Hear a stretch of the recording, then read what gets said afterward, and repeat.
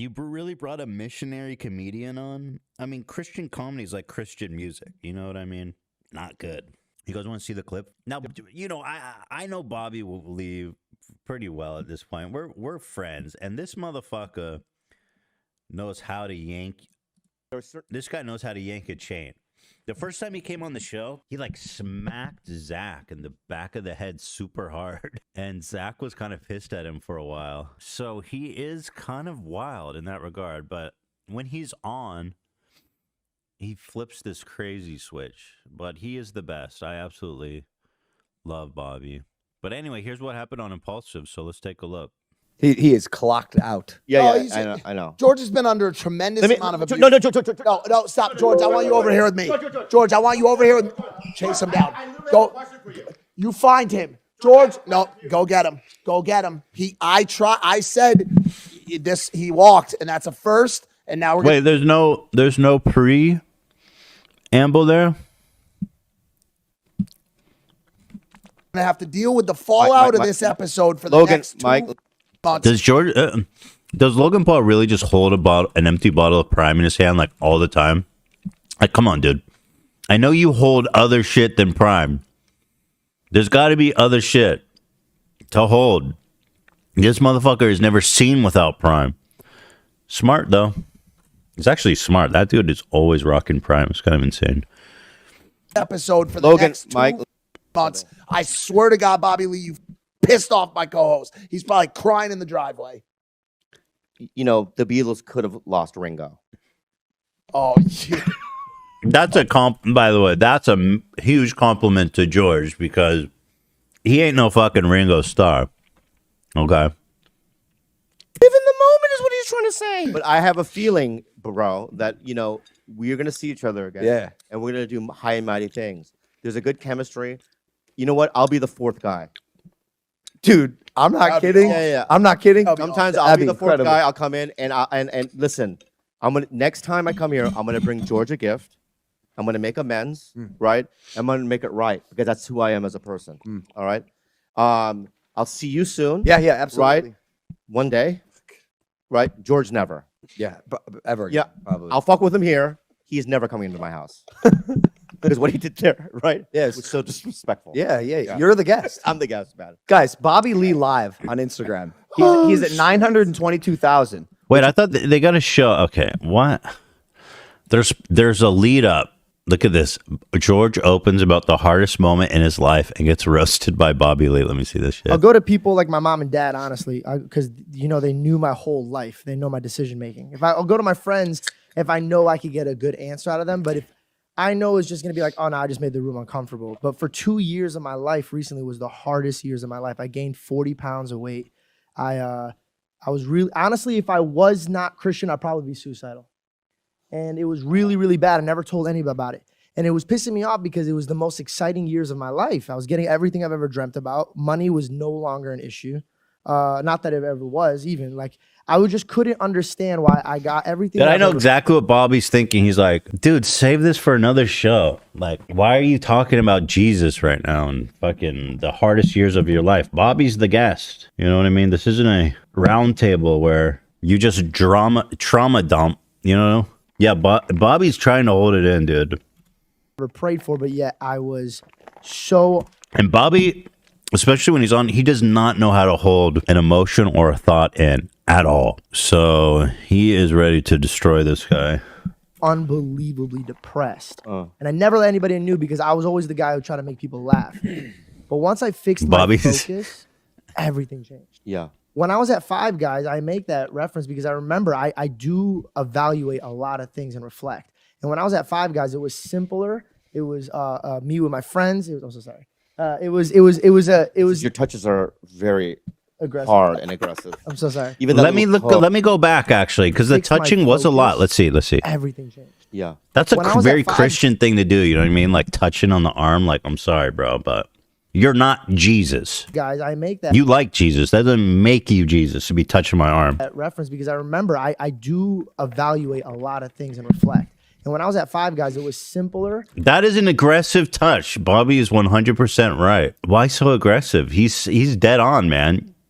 It was me with my friends. It was also Your touches are very aggressive. hard and aggressive. I'm so sorry. Even that little poke, if it's like my body shuddered. And I don't know if it's your saw vibe or you know what I mean, but just don't do it again. He's so funny. I love Bobby. I don't want to be a dick to George because I think he'd crush at like Bible camp. But this is a real comedian, a professional. Bobby Lee versus George.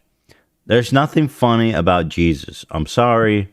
Do the opening set for your preacher or some shit. I don't know. You'll crush that audience, right? But out in the real world, this is not. You're not gonna do well. Okay, I won't. You beat him. Yeah.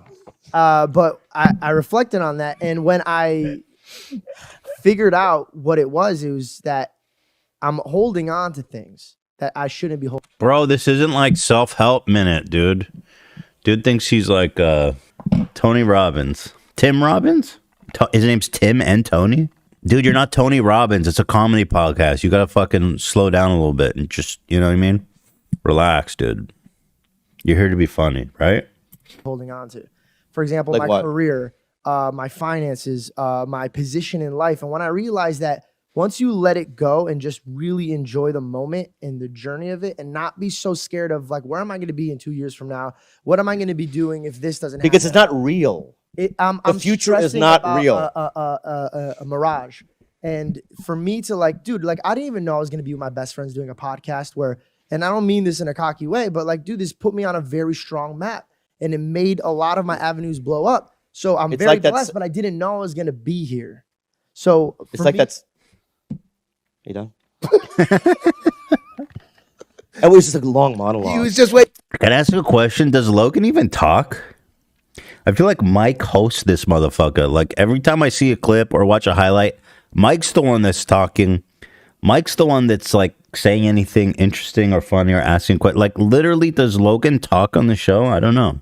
Or you just sit there with a Prime bottle. Let me just say something. I loved what you were saying. It was just very long. Yeah, That's usually me. Yeah. That's usually. But you know, I got what you're saying, and you really inspired me, George. Can I say something? comedians suck. This is what Bobby's doing, right? He's there to be entertaining. He's there to be funny. That's why people invite him. So he's working with what he's got, right? And he sees that there's a bit here, that there's shtick there, and he's right. It's very funny. It is at the expense of George here, but you know, he's a comedian. He's in the ring with the big boys. So what do you expect? It was very long. It was, Bobby was right. And you know, Impaulsive episodes aren't very long. They're like an hour long. So this motherfucker's monologuing for 10 minutes. No. I hate comedians. No, I want to say something. Sebastian sucked, left me on red. Yeah, You can I- suck. First of all, don't touch me. Yeah. Do not Okay, touch my me. bad. My bad. Thank you. All right, but yeah, we just need writers to edit that down. Like if we had a staff of writers, they'd be like, "Yeah, we'll cut that." But I'm sorry. essentially, it was a really good monologue. Usually when I do my comedy, I don't have writers in the room. I actually write my own stuff. Okay, and now George really fucked up. Because if you're already getting butthurt about Bobby giving you a hard time, and now you're going to start to try to come at him in a serious way, you're about to get destroyed, dude. Like, it's not even funny. And here it comes. Okay, I can tell. I Maybe you should get a writer. But my point is, Oh, fuck, George. You had it all, buddy. Yo, you had it all. You took the AK-47 Yeah. and blew your fucking brains out. You know what's so funny about this? I hope so. In my sweet, like friendly way, Yeah. I thought I was doing such a good thing by lobbing the ball over there. yeah, And yeah. I just wish you know what? I should have caught it. When you lobbied the ball, I should have caught it and then like just thrown it back or something. No, but that was very good. It was good. I The want- point- the point is there. for sure. Yeah. I want to put one asterisk Go on the ahead. point. I understand at that time you were stressing about the future, your career. George is dead inside. You're not cut out for this game, George. You're not a comedian, bro. Like I said, you'll crush it on, let's say, yeah, no, he's about to cry. And people were wondering if it's a bit. It wasn't a bit. I actually asked Bobby. He said he was genuinely upset and stormed out of the show. So it's not a bit. And I would feel bad for George because Bobby's bullying him, right? But he is the comedian on the show. So he's got to kind of have to deal with it, or at least be able to jab with Bobby. Your job, your relationships, and everything, and that drove you to a place of unhappiness, perhaps because you felt dissatisfied with where you were, or even more likely, unsure of how you were going to get to where you were going to go. And while that is it's just such a generic conversation, you know, it's like so lame. You got Bobby Lee there for 1 fucking hour. This is like the 200 or 200th episode. This combo that they're having is like so generic. They've probably had this exact combo before. You know, it's just not good content. George can't even pretend to be present at this moment. very real stressor and can lead people down a dark path into a not so fun place. That's called pressure, brother. And some people aren't built to handle that. Others You can't even look at him. It's kind of wild. are. Oh, you're talking to me? Yeah. Yeah. Oh no! Oh, I tuned you guys. I all saw out. you. I was looking at you. I'm like, yo, he's delivering a beautiful I message. thought you guys here. were because you're. He was trying to support you, actually. He felt bad. He was trying to support you. You're just not cut out for this, dude. You're not. I'm sorry, dude. No, Towards me. No. So I thought you guys were talking to each other. My bad. He said something during this podcast, and I'm going to reiterate. Do you fucking listen? no, he's under a lot of stress over there. Why? I'm taking George's. Why? Because he was delivering a very heartfelt message, and now he feels like it was ill received. And now they got to actually spend time on the podcast with Bobby to console him because they're genuinely worried that he's shutting down. You know what I mean? You just, I'm sorry, bro. No, what are you talking about? You delivered a great message. I said, No. No, Oh, bro. all right. Oh my God. No. I get what's my going on. God. I get. Wait, what did he say? Like it was ill received. No, what are you talking about? You delivered a great message. I said, No. no. What did he say? Received. Let me hear closed captions. No, what are you talking about? You delivered a great message. I said, No. no, bro. I couldn't understand him. All right. God. No. I get what's my going on. God. I get what's. Listen, can I say something? Okay, George. I won't. All right, George. So sad. What I'm saying is that better when when you I were was in the wheelchair. talking, we were here for that 30 minutes. Right? We were in tune with everything you were saying. It is true. Yes, that's Right? And what I was going to interject was there's an old saying, if you have 1 foot in front of the future, 1 foot in the past, you're pissing on today. Oh, Nice. Bobby just shit on your whole fucking anecdote, brother. Okay? So that's what I'm saying is that live in the moment with Somebody else write that? Yeah, I didn't write that. I just said Yeah, that's I an old know. saying. He can't even move past it. He can't move on, right? He feels like slighted, and so he's got to try to feel like he's got to get the one up, and it's just not good, bro. You're acting like a fucking asshole. George, you also You're don't really want acting- this smoke. Stop. Yeah, Just give up. Play the sad role. Right. It's working Yeah. for you. The Your audience eyebrows are way too thick. They are. And you got to get that trimmed. You look like a fucking animal. Dude. Yeah. Hey there, if you like the clip, make sure to. Oh my god. Oh my god. Bobby does the same thing to me, right? It's just a matter of how you handle it. And you can't be insecure around Bobby, I'm telling you. He'll get you. He'll F you in the A, man. Here's a good comment. I don't know how George thought it was a good time to say something deep.